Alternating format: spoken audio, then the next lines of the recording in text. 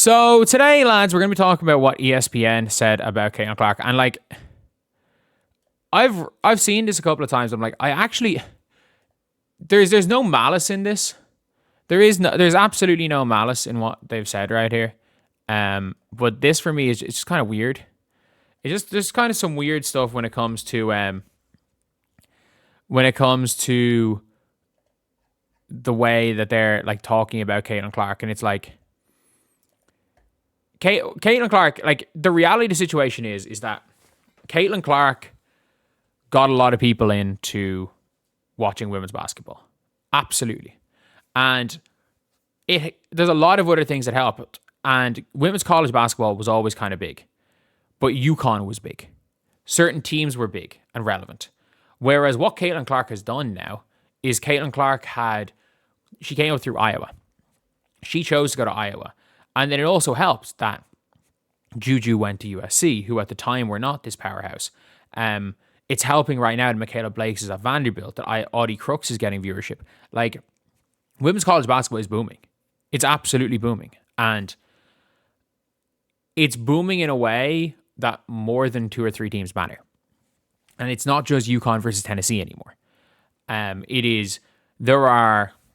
Look, as good as UConn are, no one really knows how good UConn are because they played a cakewalk schedule. Look, it's not their fault. Everyone transferred out of Notre Dame and USC. Juju got injured. Like, none of that's their fault. At the same time, though, they had a cakewalk schedule. But it says here, Kaitlyn Clark is a gateway drug to women's sports. Clark boosts TV ratings, but an ESPN exec says surge in women's sports will outlast her temporary absence. I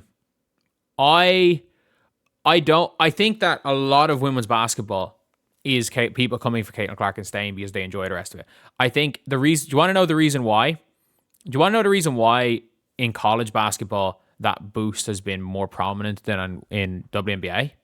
Non-Kaitlyn Clark games is purely because there is less college media just shitting on Kaitlyn Clark.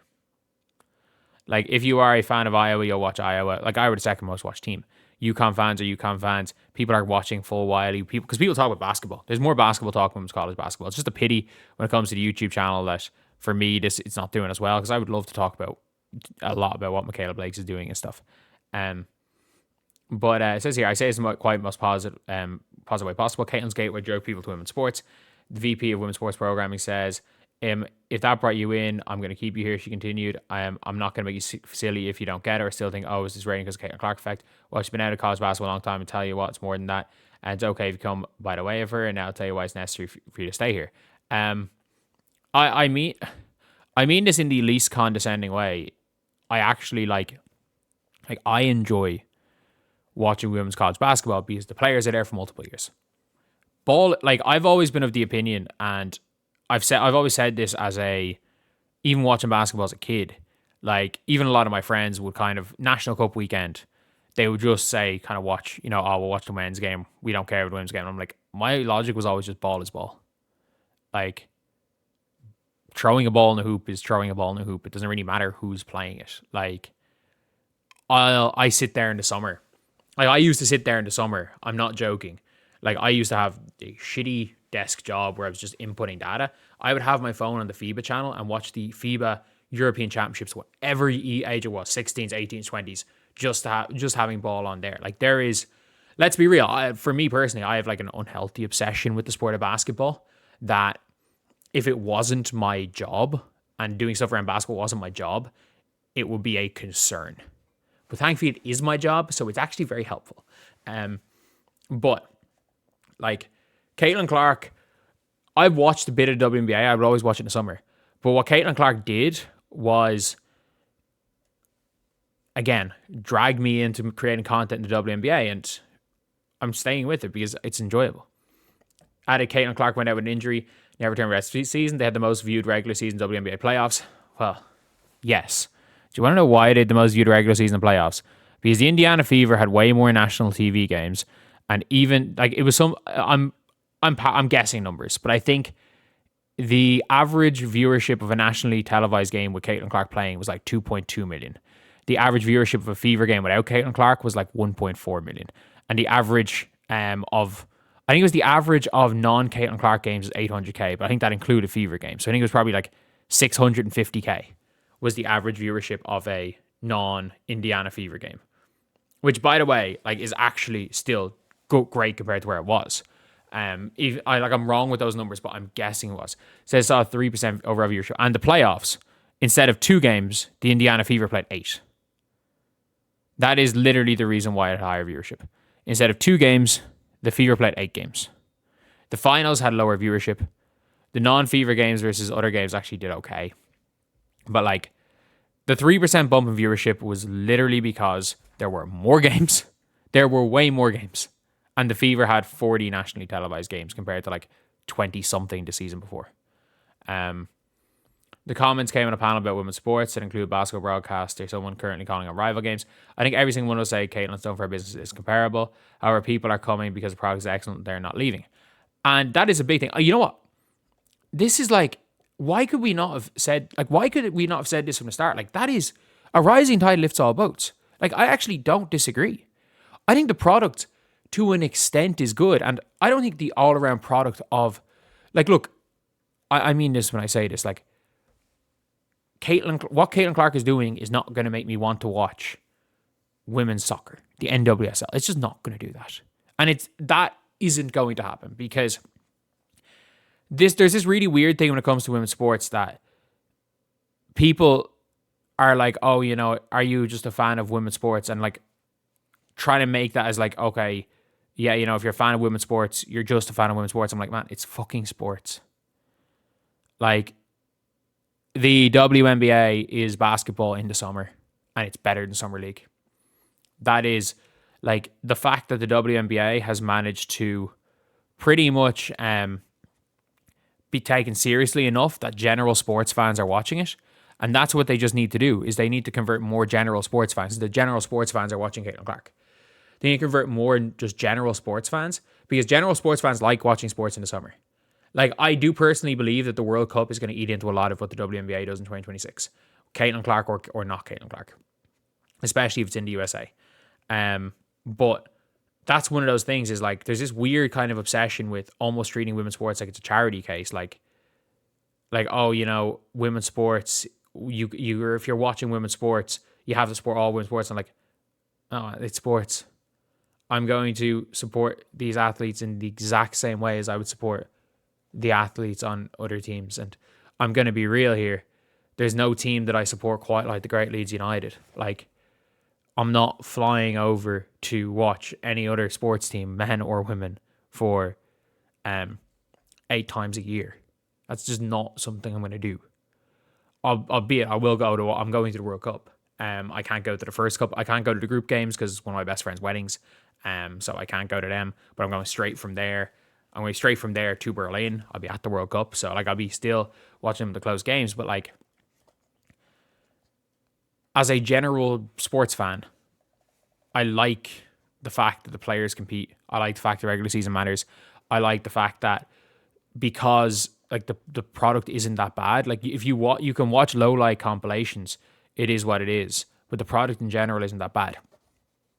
And there are some games that are fucking dreadful. Like, I mean this, a bad WNBA game is some of the worst basketball you will ever watch.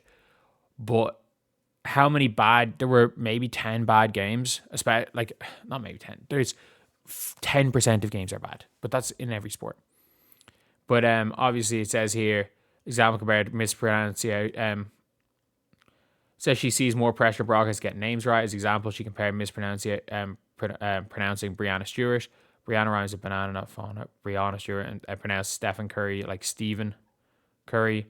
Not everyone was ready to discuss elite female athletes properly. And look, I don't want to gatekeep either, but as far as having the facts being able to pronounce names, yeah, obviously you should be doing that. Last week, they announced it would fill a previous slot used for Sunday Night Baseball for Women's Sports Sunday. At the end of the day, look, if it works, it works. If it works, it works with ESPN. And at least they're giving Kaitlyn Clark the credit that it deserves, or that she deserves. I do feel like, I don't know, like, I think a lot of the kind of thing around women's sports, it's just, for me, it's just weird. It's just weird because, like, look, maybe, like, I'm I will gladly admit that through a lot of the intricacies of all this, I'm just naive. Like, I will absolutely admit that. And in a lot of these situations, like I come at all of this from the like standpoint of I just love sports. I love sports and I love the fact that I can cover this. So I'm watching these games. I'm covering these games. It's great. I fucking love it. Best job in the world. But at the end of the day, I understand that I might be in the severe minority that is like, I'm going to watch whatever sport I want to watch. And there are times where I'll choose to watch a WNBA game or an NBA game just because I'm like, I'd rather just watch that. And maybe I'm in the majority, maybe I'm in the minority. I don't have a fucking clue. But for me, it's like, I've never looked at this. When people are like, Kaitlyn Clark's boosting the growth in women's sports. And I'm like, I don't know how true that necessarily is. Like, because at the end of the day, there are shit teams in every sport. And like Michael Jordan I don't think made more people want to watch the expansion Grizzlies from Vancouver, for example. Like, but he might have made people want to watch comparable teams. It's just the women's college basketball is, I hate to say this, it might, for the casual fan, not the fan who's like really linked to a college, is actually probably a better long-term product to get invested in. Because the players are there for 4 years than men's college basketball. Because most of the best players are one and done. And then, as well as that, in the WNBA, like, let's be real, on a game-by-game basis, the players care more. There's more individual like stories on a game-by-game basis. There is more, like, teams play each other, like, it's more condensed. It's easier to cover. It's easier to figure out. So, I think, ironically, the players themselves have done a good job of making it a sport that the general fan will care about. They've done a better job. And Kaitlyn Clark is far and away leading that. But the entire ecosystem of women's basketball is rising. And I agree with that. I agree with that 1,000,000%. But I still feel like until we get to a time where we're no longer talking about, if you're a fan of WNBA, as a separate basketball thing, and not just you're like a tennis fan. Like that's the peak thing. And I understand the prize money situation in tennis. It's never going to be the same prize money wise. That's not going to happen. But like in terms of merit, obviously, Djokovic, Federer, like the top male tennis players, like you're watching them.